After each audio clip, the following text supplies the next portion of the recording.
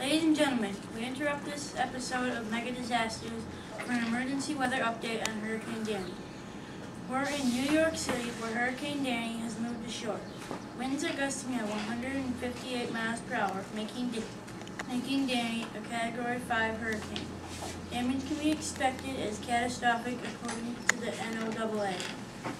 Let's take a look at the hurricane's path.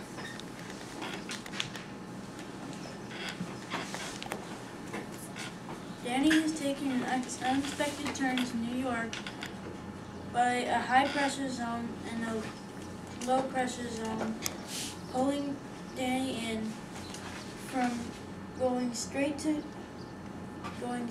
Florida up to New York. Danny started at 24 degrees latitude and 57 degrees longitude.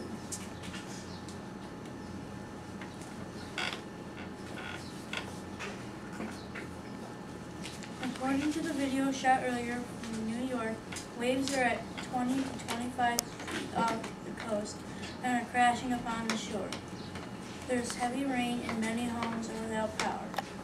Once the storm surge began, the water came ashore and we started seeing a lot of damage. Museums, skyscrapers, and schools have all had structural damage. As you can see from this picture,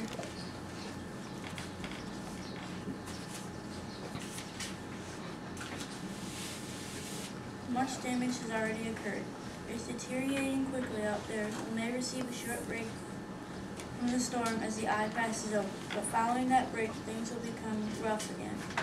An estimated 13 million people along the Atlantic coast have felt the hurricane's power.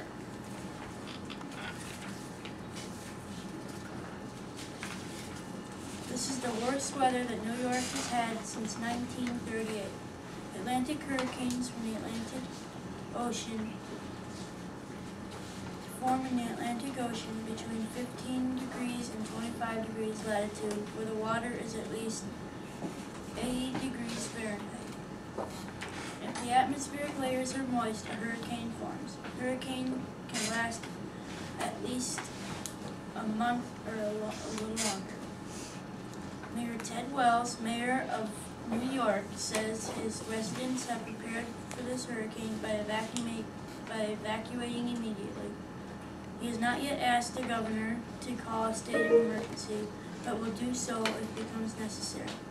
The state government would send the National Guard if a state of emergency is called.